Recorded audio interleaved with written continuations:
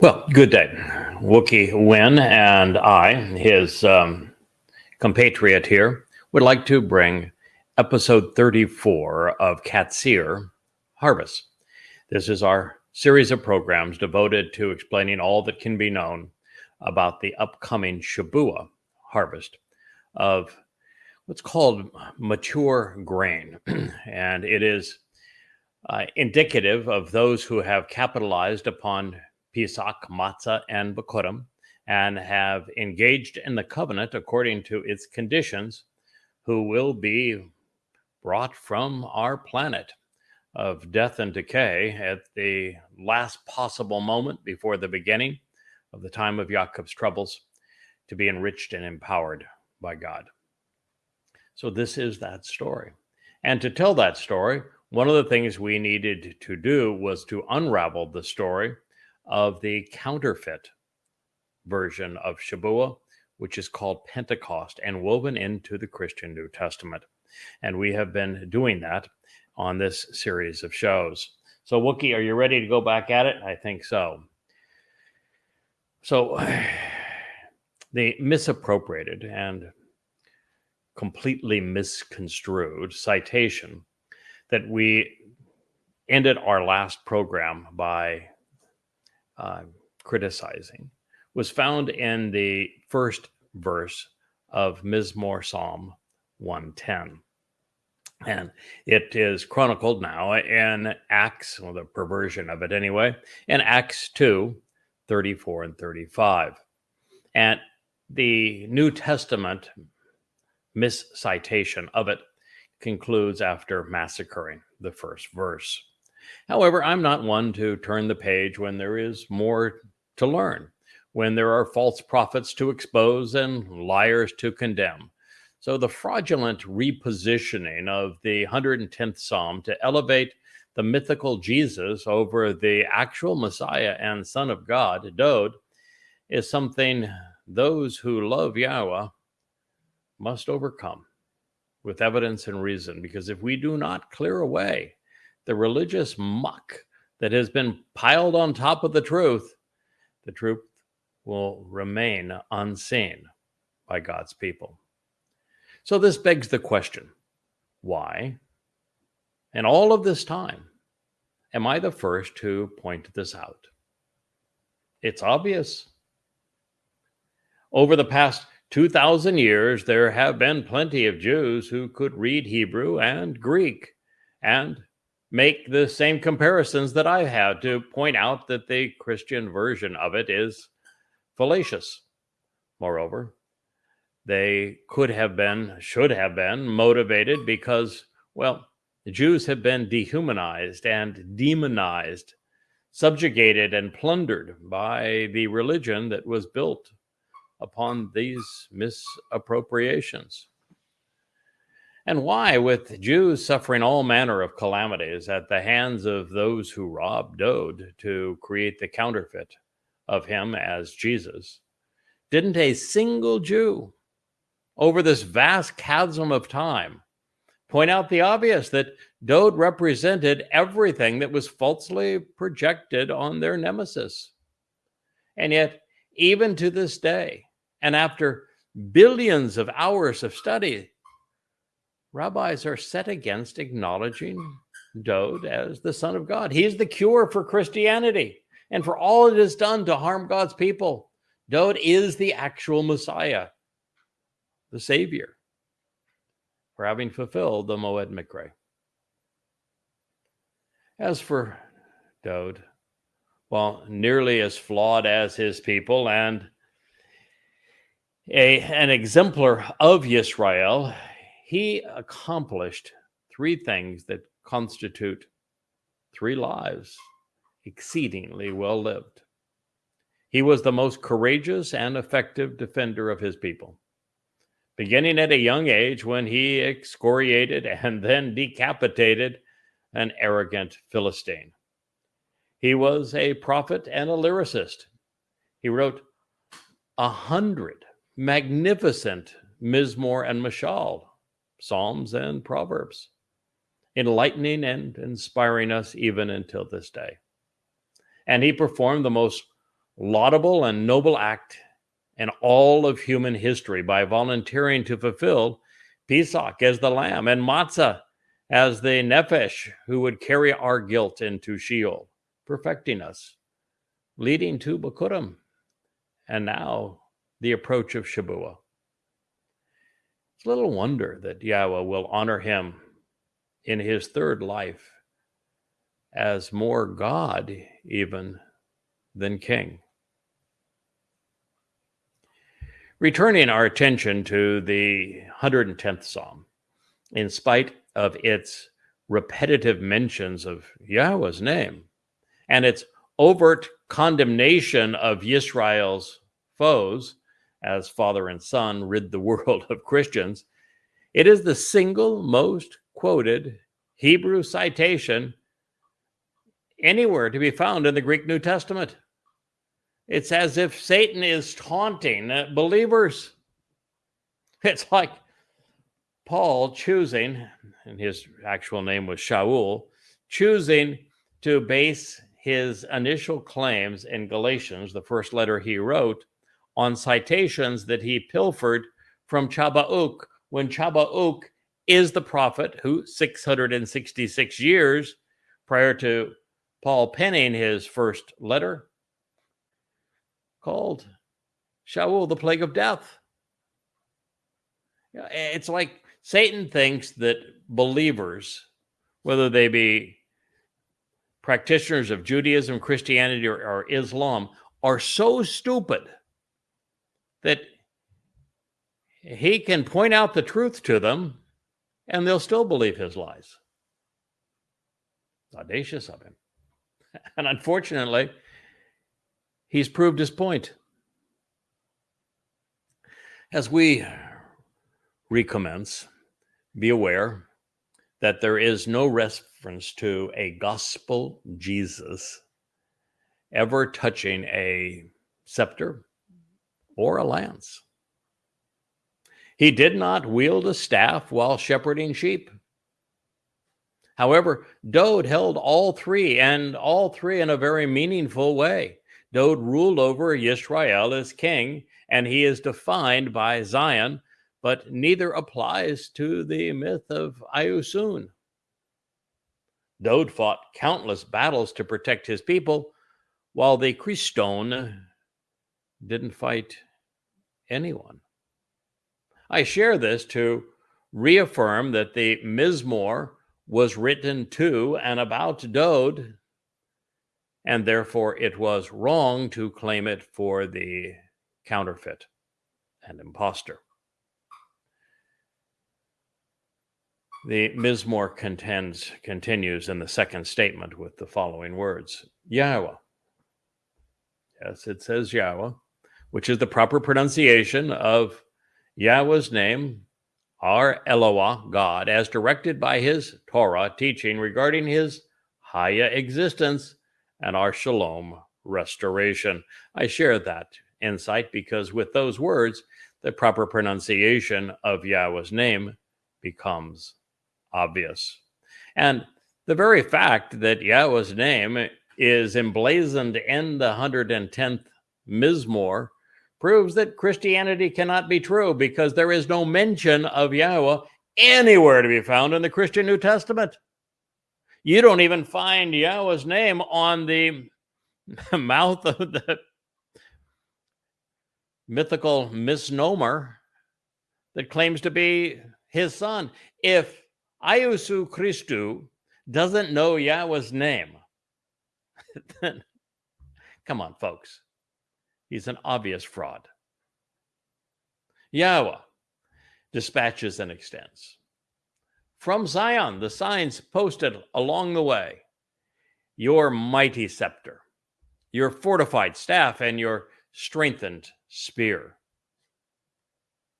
For you to choose to rule over, dominating and subduing your foes who are openly hostile to your status and opposed to your position in battle. Mizmor song, Psalm 110:2. Yahweh spoke of doing this very thing for and with Dode in Shamuel, 2 Samuel 7. And the very passage that Peter, Paul, and pals misappropriated. It is a constant theme throughout the prophets. Dode is a fighter, he's a shepherd, and he's a king.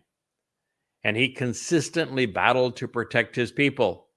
Gospel Jesus never confronted a single militant foe. We will discover that both Dode and the legends popping up as counterfeits will attest that they came from Bethlehem. Dode, in his case, leaving the house of bread proves symbolic of, well, the one removing the yeast from our souls during matzah. Further, the location and purpose of Zion are explained in harmony with the Mashiach who lived there. Well, Gospel Jesus never mentioned an association with this place. The connection is so strong. There is only one man, at the exclusion of all others, whom Yahweh would extend from Zion. The signs posted along the way on the ridgeline of Mount Moriah, between Dode's home and his father's. There are only three individuals whose future returns are foretold by Yahweh. Three. Elia is mentioned in the last chapter of the last book by the last prophet. And he will arrive in Jerusalem on the first of Abib in 2030 to serve as one of the two witnesses alongside Yada, who gets more prophetic ink, more attribution than anyone other than Dode, whose arrival he will be heralding. He serves as Dode's Bashar, herald. And Dode will be returning with Yahweh on the day of reconciliations in 2033 as Mashiach and Melech.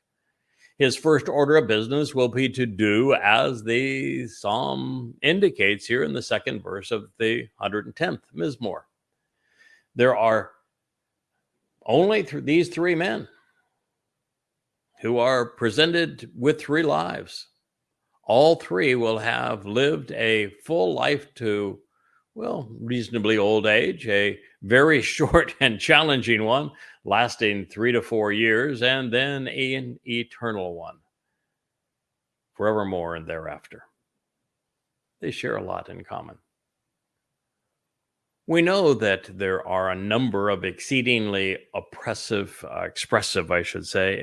prophecies pertaining to the fulfillment of Pesach, Matzah, and Bakurim. They're also oppressive, to be sure. It's fulfilling Pesach and Matzah was horrendous in terms of the degree of the pain and suffering. Not only is Gospel Jesus never mentioned in association with them, Dode is not just named and always depicted. He writes about the experience in first person. In this next statement, Ata, your people, is used in reference to the family comprising the children of Israel, and not to a Goyim church. Just the opposite. Your people, Amata, will be free and abundantly enriched and willing and able on the day associated with the beautiful appearance and uncommon splendor, the uniquely majestic and honorable manifestation of your physical prowess, exceptional qualifications, and noble character, even unique ability. From the womb and in love, showing compassion, your light will dawn, approaching the prosperity and abundance of your youth. This is the third verse. This is prophetic, obviously, of the second arrival of Dod. By delivering on the promised benefits of Pesach, Matzah, and Bikurim, Dod abundantly enriched his people. He liberated us from our guilt, making us appear perfect in God's eyes. His beautiful reappearance occurred on firstborn children when his prowess as the Son of God and King of Kings was restored, and it will be restored yet again, just 8.5 years from now when he returns on Yom Kippurim, the day of restoration in year 6000 Yah, which is 2033. The Messiah was able to serve Yisrael and Yehudah in this way because of his exceptional qualifications, noble character, and unique capabilities. A Gabor, making him the perfect man for the job and the one who volunteered. There are people who criticize Christianity and say, yeah, that's some God that would sacrifice his own son, not knowing that Jesus never existed. But in truth, Yahweh did sacrifice his own son, not of Yahweh's choosing, but of his son's choosing. His son volunteered to serve as the Passover lamb, and his son volunteered to carry the guilt of his people into Sheol, to deposit it there, to perfect us. And Yahweh promised that he would protect his son during this process and to bring his nefesh soul back to Shamayim. And what people don't understand when they want to diminish the reasons behind this or to demean God for approving his son's request is that it was the right thing to do, and that Dod volunteered for the right reasons. He knew that he was the perfect man to fulfill these promises. He knew that it would be 2 hellacious days, and it was. But he also recognized that because of these 2 hellacious days, thousands of his people would enjoy an eternity of perfect days.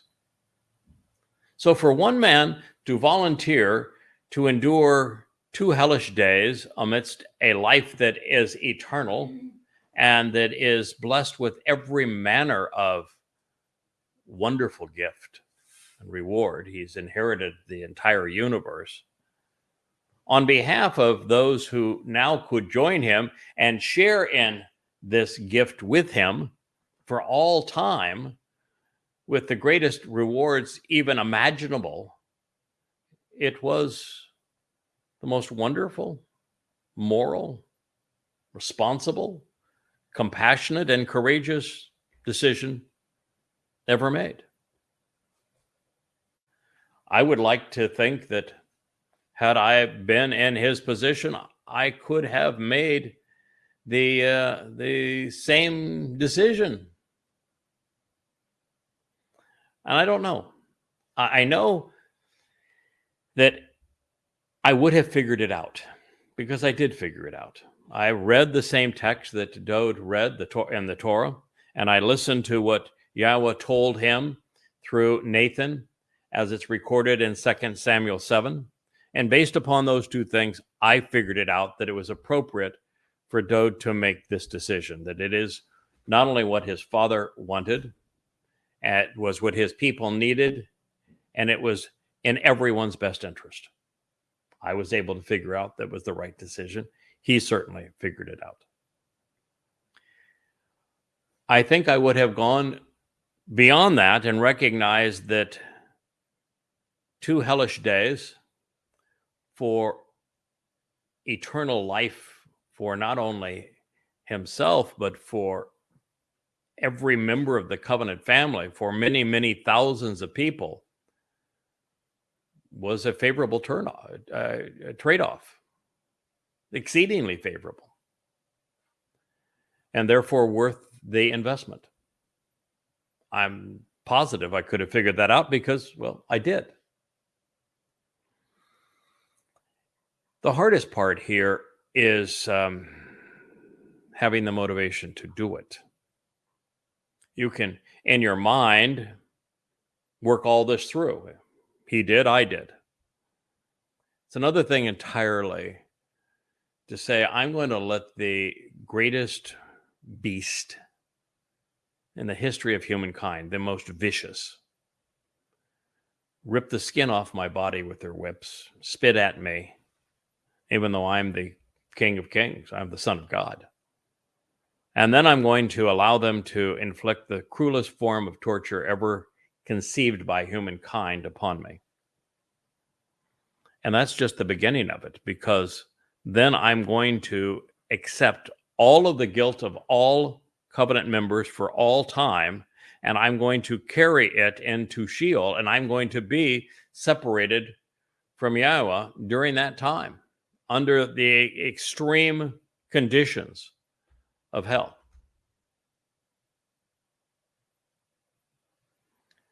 And that's not even the half of it. Because he would have to be motivated to do those things knowing that for 2,000 years, not a single one would be the beneficiary of it. And a matter of fact, the world's most popular religion would make a mockery of it and claim everything that Dowd has done on behalf of a crude counterfeit. And that his own people started that religion to slander him, to rob him of all of this, so that no one would benefit from it. And then his own people created another religion, Judaism, to confront the first false Messiah with another false Messiah. And his people still parade under the star of that false Messiah. For him to know all of this and still do it, that's the part I think would be beyond me. And I am full-time working to make it up to him. My job is to let Yisrael know and Yehudim know that the counterfeit of Jesus Christ is an utter farce, and that the actual Messiah and Son of God, who fulfilled Pesach Matzah Makurim in 33 CE, which was 4,000 Yah, is Dowd David. And that it is all proclaimed and validated, verified throughout the Torah, Nabi wa Mizmor. That's my job. I'm trying to make it up to him. I'm trying to undo all of the hurt and harm that has been done over these years. And so I don't know if anybody other than Dowd could have done this, knowing all of that. I didn't know that his people would spit in his face, but he did. And we are here to testify to his compassion and courage. There may be even references to the Mashiach's third coming in this statement, and I think there are. This time will be a period where everyone who is like-minded and motivated will help rid this world of every threat, including those of Christianity, Islam, Judaism, socialist, secular, progressive humanism, all of which have become deadly and deceitful. Man's means of controlling other men with lies.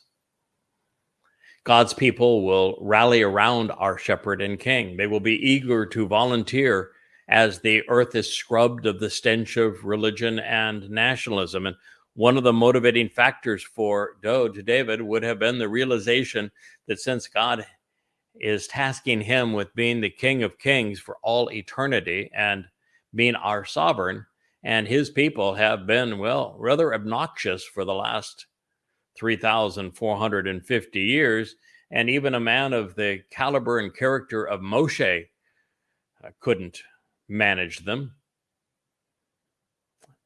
Well, we'll all go into eternity knowing we're there because of what Dowd has done for us, and that will tend to earn a lot of respect, making it much easier for him to lead those who have been previously so disgruntled. We will be appreciative. I can assure you of that. So we are told on 3 occasions that Dowd was a handsome man, a particularly beautiful lad. This occurs in Mizmor Psalm 45 and 1 Samuel 16 and 17. One of the reasons that I denounced the Amazon Prime farce known as House of David. The David in it is a very unseemly character. Now, Dowd did not have to be outwardly beautiful for God to choose him. He was inwardly beautiful, which is why God made that choice.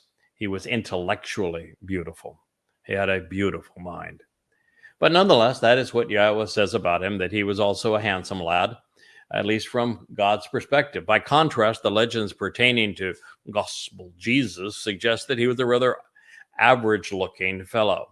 Therefore, should I have been correct in representing Ma'al, describing a minute, exceedingly small piece of Dowd's DNA as presented in 2 Samuel 7, then we will see him in all of his original beauty, just as this psalm attests. When he takes on physical form, he can manifest himself as he was. Now, as for me, I'm not doing that. I'm going to make some improvements. So just be forewarned. If you see a really, really handsome guy in your future, that just might be me. So this said, my wife is laughing at me. Listen, my wife thinks I'm handsome, and that's good enough for me. What else? Who else matters, right? In that regard. This said, Yahweh's perspective on men is different from our own. Yahowah was beautiful in Yahweh's eyes for many reasons. Among them was his brilliant mind, his soaring rhetoric, his passion for his people, and his exemplary character. I have only seen his words, and yet, after observing them, I've come to love my King. One of the most effective ways to ascertain the identity of an individual presented in the messianic prophecies, such as this one and others like what we read in Yeshaya, Isaiah 9, 6, and 7, is that Dowd's name appears in almost all of them. Further, Dowd is often presented as a Gabor, a courageous and capable man. Its definition is very similar to Cha'il, which speaks of physical prowess, exceptional qualifications, noble character, and unique ability, all of which are definitions of Gabor. It foretells of a man of extraordinary endurance and effectiveness who possesses enormous wealth. And as a Gabor and Cha'il, we know that the Messiah will be a warrior, someone who fights to defend Yisrael, competently leading troops into battle while wielding political and military authority. Dowd is this man. Gospel Jesus was not. Well, the conclusion of the third statement of the 110th Mizmor speaks of Dowd to the exclusion of all others. He was born beloved. He is the ultimate recipient of Yahweh's Rechem, love and affection. He was known for beginning his day at dawn, and one began as gloriously in their youth. No one compared to Dowd in terms of beginning and becoming world famous for all time at 8 years old. That's getting an early start on the day for sure. And of course, Dode's best songs were written early in his life.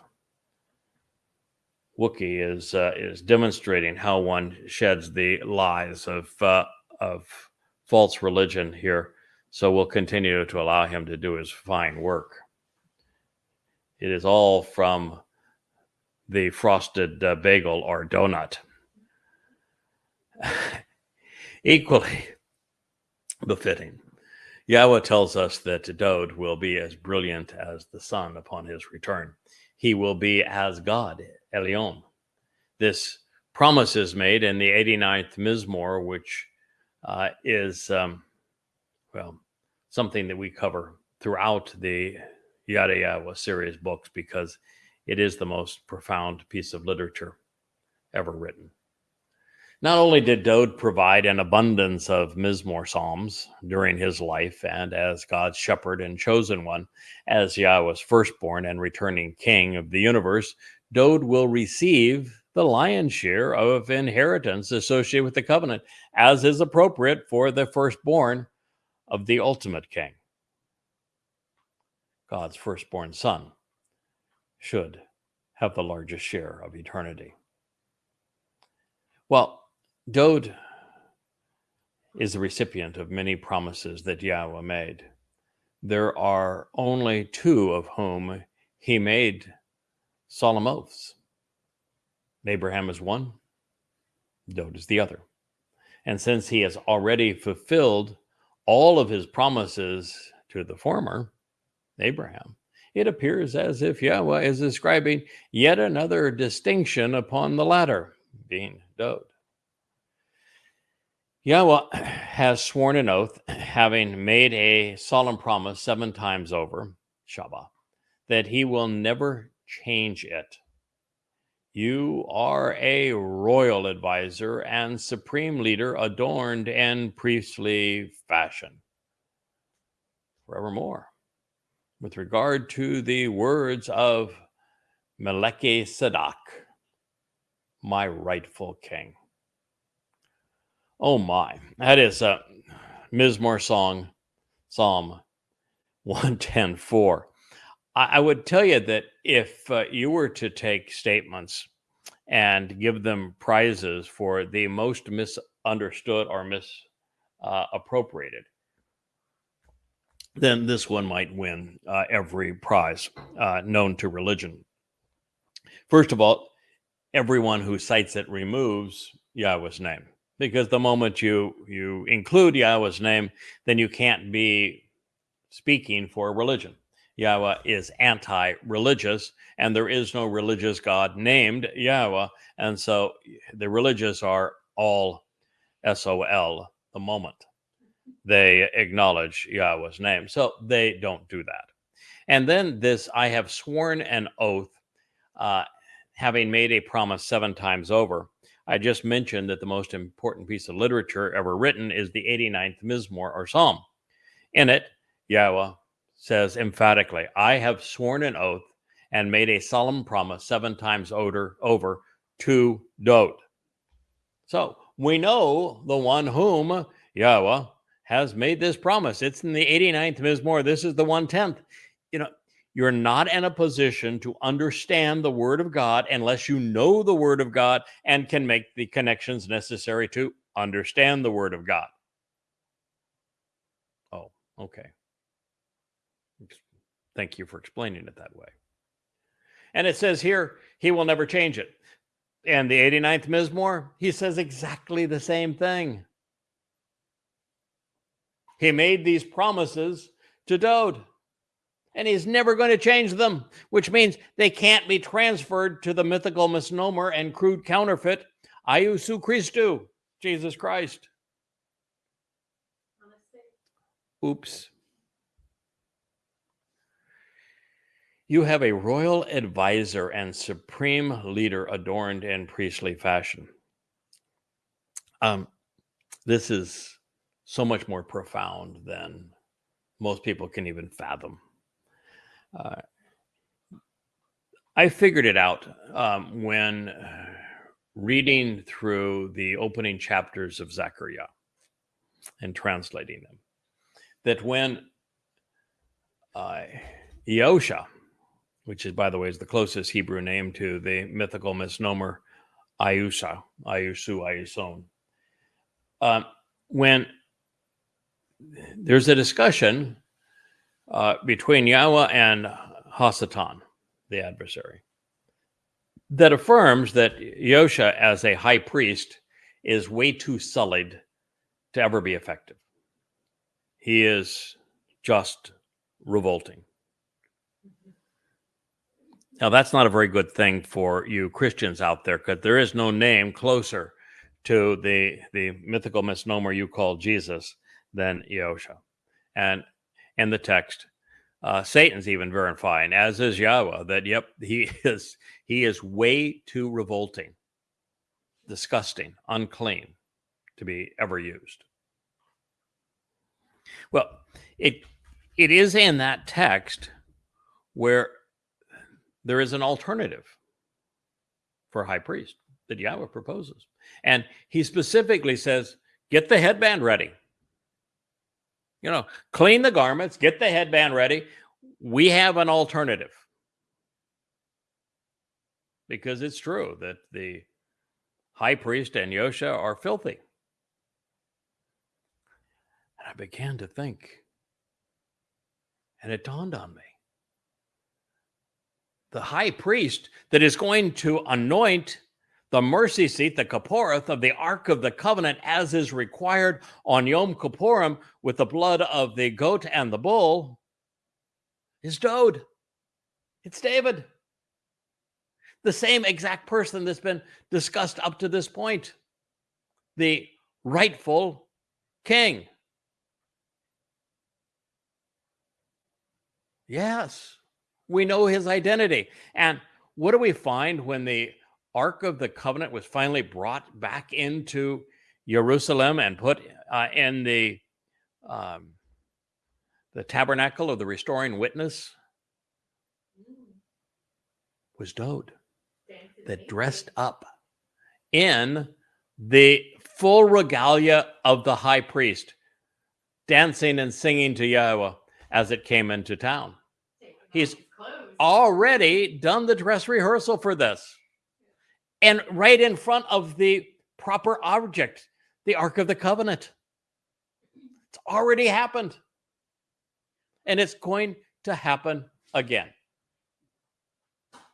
Oh, by the way, my wife is going to remind us that the one that Dod assigned to look after the Ark of the Covenant was Obed Edom, and the person who is responsible for saving Israel and Yehudim prior to Dod's return is the man from Edom. And there is a correlation in that part of the story as well. And indeed, she is right. It's Dod. Dod is going to anoint the Ark of the Covenant. And he's going to do so with the blood of a bull and a goat. And who's the bull? You. I am the Adam of Parah, the bloody red man of the earth who is productive as a bull. And it is my sacrifice on the Shabat of Towrah in 2033, the 24th of September of that year, to the backdrop of a full solar eclipse, because Dod represents the sun and, according to Yahweh, represent the moon, to prepare the adulterous woman that is Yisrael for the return of her king so she can be betrothed to him. And that other fellow, the goat, the goat is Elia, who's going to be the master of ceremonies. And he's also had a dress rehearsal because exactly 40 Yobel, 888 years prior to this date, he will have bested the religious and political establishment of Yisrael over another sacrifice of a bull, where Yahweh also ignited the timbers beneath. Yes, every important aspect of Yahweh's story to us about how we can resolve our relationship with him has been told and retold. There's always a harbinger of what is to come. And we see it in these words. And this is the difference between someone who can read the Old Testament and do a sermon on what they read in the Old Testament, and someone who has spent now every waking moment for 23 and a half years. My wife asked me the other day, we were having lunch. She says, give me your phone. Now, she scolds me at lunch if I'm looking at my phone. But she asked me for my phone, and she goes and says, okay, give me the math. How what's the multiplication? So I said, well, give me my phone back. I'll do the calculation. Says, how many hours have you devoted to this thus far? It's 100,000.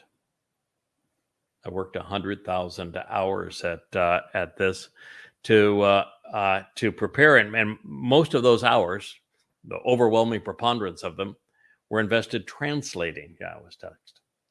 I looked in the oldest extant manuscripts, and I rendered Yahweh's testimony in a way that had never been done before. Now, you'll read that there is a publication called an amplified translation, but it isn't. I created a genuine amplified translation where I put in a bold text everything that was immediately pertinent to the words, and then put in a parenthetical what the Hebrew words were that were actually underlined this text, so you could look them up yourselves and verify it. And then I amplified the text further within the parenthetical. For example, in this particular statement, Yahweh is written in bold. And then after Yahweh, I have a transliteration of our Elohah, God, as directed by his Torah teaching regarding his high existence. Then in bold, has sworn an oath, having made a solemn promise 7 times over. Shabat is the basis of that. He has affirmed the truthfulness of his previous statements by meeting the conditions and associating with 7, written in the Nifl perfect third person, masculine singular. That's an amplified translation. Then it says in bold, and he will never change it. Wa lo nakam. He will not reconsider or relent. He will not alter his course of action at any time to console anyone, because he has done so without regret. Nifl imperfect, third person, masculine singular. Then it continues in bold, you are a royal advisor and supreme leader adorned in priestly fashion. Atah Kohen, you are a counselor and a ruler, the principal officer serving by ministering, from Kahan to serve by playing the role of a priest, becoming a priest, and being adorned as a Kohen, in bold, forever, la olam, for the duration of time, in bold, with regard to the words of al dibra, according to and corresponding to the proper sequence of events which have been communicated through the message concerning, this is now, it's feminine of Dabar, the spoken and written word of Meleke Sedek. Meleke Sedek is my rightful king, in bold, and in the parenthetical, repeating, Meleke Sedek means my royal counselor and advisor, my sovereign ruler. It's from Melek, king, which is from the verbal root malak, to be a ruler who provides leadership, counsel, and advice, with the suffix y for ani, my, and sadak, being right, correct, acquitted, and vindicated, just, righteous, justified, and upright. That, my friends, is an amplified translation. And it is the result of 23 and a half years of diligently doing this and correlating everything to the oldest extant manuscript and looking beyond the diacritical markings for the most legitimate rendering of the message that is possible, and doing so in a manner that is always consistent with who Yahweh is and what he's communicating. And when you do that, and then you develop a body of work that is as massive as what you see behind me here, with 36 books, averaging between 650 and 825 pages apiece. And you make the connections between things to understand. For example, Sadak is the term that is used routinely of the ultimate Melech king, Dod, because Yahweh says the reason that he is so special is because he is Sadak right. When you do that, that's the difference between simply reading the text from a horrible English translation and pretending to know what you're talking about, and actually doing the work to learn the truth and then to share insights based upon it. And that's why we're here. That's why I'm doing this show. That's why Yahweh woke me up in the middle of one night and said, you know, you've written enough books. You are now the repository of that entire library. It's time you start talking to my people. Tell them what they need to know. Tell them about me. Reintroduce my name to them. Reacquaint them with my beloved son, the Malachi Sadak. Tell them that he is the one that's going to put on the priestly garb when he returns, because he's the one that has to enter the Kodesh of Kodesh of the home for my name and anoint the Kaporeth, the mercy seat of the Ark of the Covenant, as prescribed in my Torah guidance, so that Yisrael can be reconciled at this time of this homecoming. Tell them that that's going to occur exactly this way, and that it is David, my son, my firstborn, my anointed Messiah, my chosen one, who is going to do this. Tell my people that.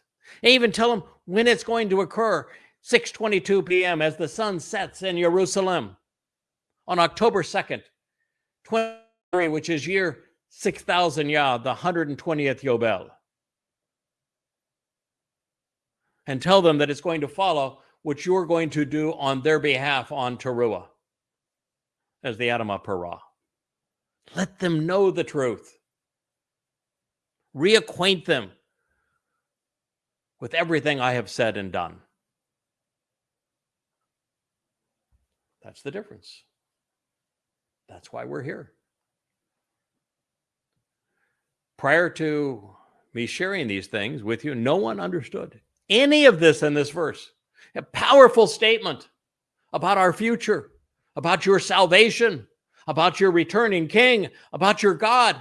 And not a word of it was understood, even though, oh my God, think of the religious myths that have been permeated about this mythnomer, this Melchizedek, as if it were the name of a king somewhere. King Right.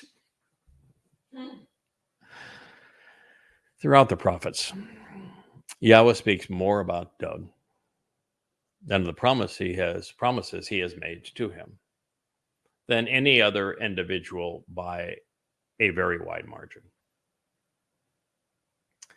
I'm second, and I am a really distant second. I am as far from Dod as the moon is from the sun. Quite literally used as that example.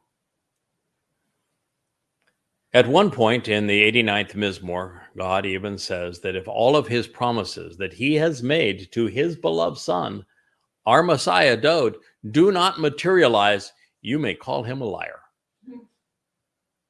Which is what Christians have done by transferring everything said to Dod to Jesus. You have called God a liar. You have called God a liar. When I point out that there never was a Jesus, and the whole myth is nothing but a counterfeit of Dod, I'm doing you the greatest favor in the history of that goddamn religion. I'm not the enemy. I am your friend. There is no greater value than telling someone that you can prove emphatically that what they believe is false, and then point them to the truth. As a direct affront to the most pervasive plague to ever infect humankind, Christianity, God says regarding this individual that he will not change his mind. This is a stunning rebuke of replacement foolology in the very psalm used more than any other to advance this malignant mythology. What Yahweh promised to do for and with his beloved and firstborn son, his chosen shepherd, our Messiah, and the King of Kings, cannot ever be taken away from him and given to another. Oh, unless we forget, you remember the dedication of the 110th Mizmor? It's to Daud. It's all about him. God told you so. Don't you believe him? How do people claim that they believe in God and yet neither know his name nor believe anything he said? The concluding phrase of the fourth statement has left scholars and theologians bewildered for centuries because they're unwilling to search for the meaning of the Hebrew words, especially when they are presented as either titles or names. And they fail to appreciate how context dictates the proper way to translate ideas embedded within the terminology. God is not talking about a Cohen priest in the sense of a Lowy serving in this role. The only Lowy of status required to be the subject of this prophecy was Moshe, and it does not apply to him. He has fulfilled the mission of liberating the children of Israel while helping them grow by sharing Yahweh's Torah guidance and teaching. I say this because no Lowy Levite other than Moshe chose to dwell at Yahweh's right side while serving as an eternal witness. Moreover, Moshe's foes were vanquished long ago. Daud's enemies rose after his service as king, and again after his fulfillment of Pesach, Matzah, and Bekorim. Moshe wielded a staff, but not a scepter or a spear. Daud held all three. Daud is the living embodiment of Zion, where Moshe never once set foot on the place. Moshe was a liberator, and Daud was the defender. That's not to say that Daud won't be serving as a priest, because he will, and in the most essential way and on the most important day. It was while translating and analyzing the third chapter of Zechariah that I came to realize that Daud would be serving in the role of high priest, doing what Yahweh instructed of Aaron regarding anointing the Kipporeth, the mercy seat of the Ark of the Covenant, on Yom Kippurim, because it's required to prepare Yisrael for Yahweh's return. That is why Psalm 110:4 acknowledges that Daud will be adorned in priestly fashion. It's not hard to understand when only you try. Any allusion to any other individual besides Daud, including Moshe, dissipates entirely within the third statement, because the final liberation and enrichment of Yisrael will occur upon Daud's return, when he will be as brilliant as the sun. It is God waxing poetic again about his beloved, the poet, when he calls his appearance beautiful and uniquely majestic, as honorable, earning the highest respect and being exceptionally qualified.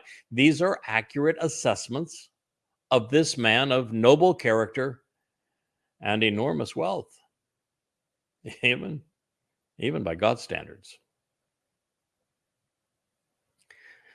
As we continue to demonstrate that this prophecy could only be addressing one man at the exclusion of all others, should Yahweh have been speaking of Jesus, as Christians claim, by Shabat, honoring a solemn promise, which he, lo nakam, will not change, then God could not have endorsed a new religion based upon replacement theology. New Testament, or negated the role of the Passover lamb. You can't have it both ways.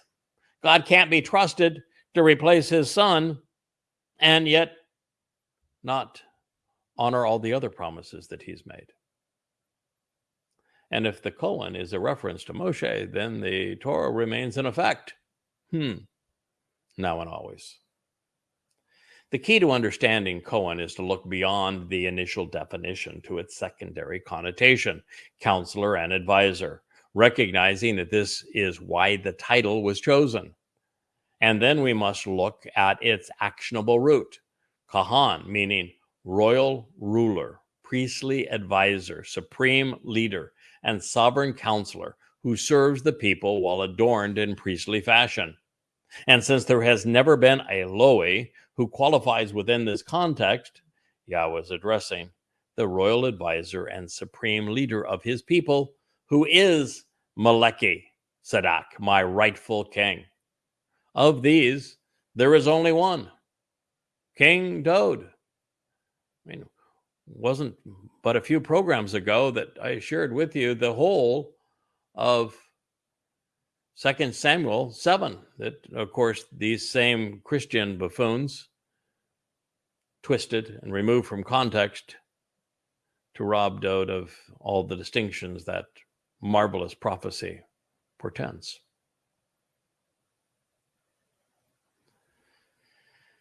The problem people have, and by the way, when Yahweh speaks of the throne that will be established forever, when he speaks of the house that will be built forever, when he speaks of the rule which will endure forever, and the king that will wear the crown forever, he always specifies the name, just as he did here. This psalm is devoted and dedicated to Dod. And elsewhere, he is very specific that it is Dod's kingdom and his throne that will exist forevermore, precluding the non-existent and mythical replacement.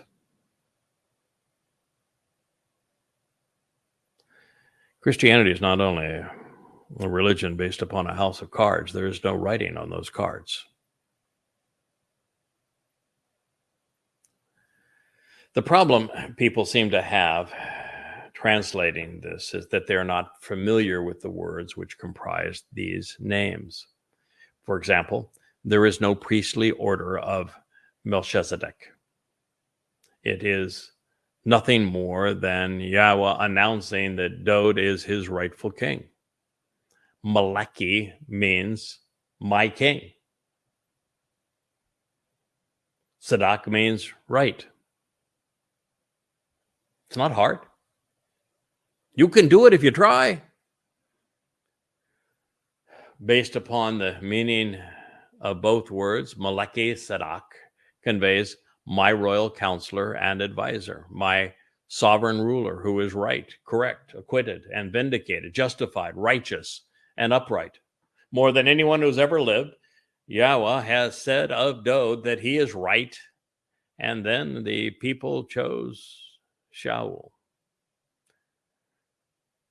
Yahweh chose Dod as the Melech of Israel and as his firstborn son.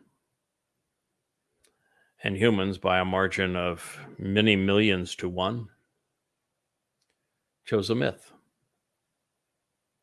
in Jesus Christ. Shame on you. So at this point, the prophet announces that Dod, as Yahweh's right hand, will do as God has promised.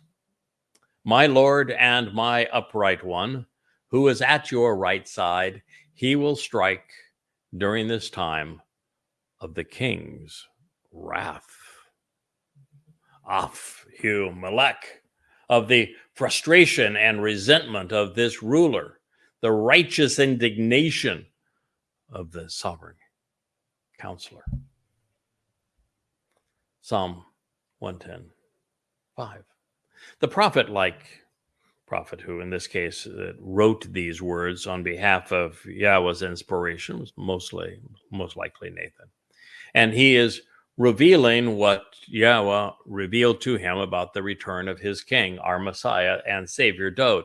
Yahweh's right hand, Ha-Mashiach, will lash out at Israel's foes, especially Christians, Muslims, and religious Jews, as well as progressives. The king is angry, as he should, as is God. And frankly, after reading Acts, who can blame them? It's an attack on God, his people, and his beloved son. It's an attack on the truth. In fact, it's an act of suicide perpetrated by the religious. Should you be a Christian, this is not good news. Well, it is, because I'm telling you the truth, and I'm giving you the opportunity to walk away from the lie and to embrace the truth. What a wonderful gift. Well, of course, to be judged seldom has a favorable outcome, particularly now. And to have the man whose life your religion ransacked and whose people you have demeaned and replaced to be the arbitrator puts those who believe in the Pauline Jesus Christ in, well, a very bad position. But don't take my word on it. Listen to God. He will execute judgment to defend and to accuse. Then he will decide between right and wrong based upon the agreed set of principles, adjudicating by contending and convicting, taking legal action against while debating and disrupting, exercising good judgment. Among the Goyim, Gentile religions and nations, filling them with corpses, Goya, the carcasses of dead bodies. He will strike, mortally wounding the leaders of the greatest on earth. Ruh-roh. Mizmor, Psalm 110:6. There is a real subtle insight here that most people might miss. When Yahweh tells his people, don't emulate the ways of the Goyim, of the Gentiles, because their propensity to be religious and political, and indeed militant, as is manifest through the history of Christianity and then in Islam. He has actually defined Goyim. Goy is based upon the Hebrew word goyah, and goyah means corpse, carcasses, dead bodies, those left behind. It's not a good position to be in, is it? That's the wrong side of the line of judgment. Din is the Hebrew word for to judge. It Daniel, for example, is God's judgment. Dan, El, God's judgment.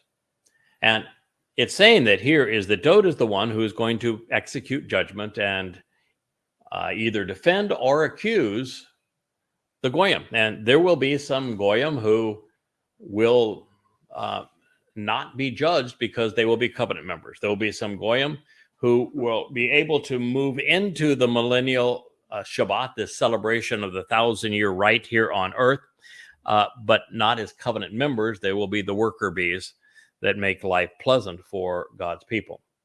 And there will be many who are judged and determined that they were misled, so their souls will cease to exist. And there will be many who are judged and condemned and sentenced to an eternity in Sheol for having promoted these religious deceptions against Dod and his people. And so it is Dod who will be executing judgment. Now, this seems to conflict in other places where Yahweh speaks of his Choder, his Bashar, his Nakar, the final Zeroah, having the responsibility of executing judgment. And both are true. And the reason both are true is that the responsibility is Dod's, and yet he's going to delegate. So there you go. So he's this judgment against the Goyim is not going to be pleasant, because he's going to turn them essentially into corpses. That's what it says. And he will strike, mortally wounding the leaders of the earth, the greatest who are on the earth. And that is to say that all of those nincompoops right now who are fanning the flames of the Third World War throughout the European Union, and who are saying things that make them appear as if they want to be king of kings here on earth now in the United States, are in serious trouble. There won't be a single political leader worldwide, not a single military leader worldwide, not a single religious leader worldwide who will not be dispatched to Sheol and struck down upon Dod's return. The earth will be returned to the conditions experienced in Eden, and there will be no religion, no politics, no militarism of any kind. Dod will strike a mortal blow, wounding the leaders, the first and foremost, and the greatest on earth. You can count on it.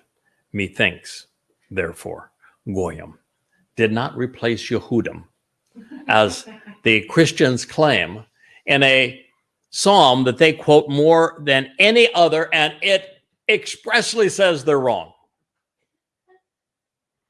What a wonderful place for us to leave this, the 34th episode in our Shabbat program on Qatsyr-Harvest.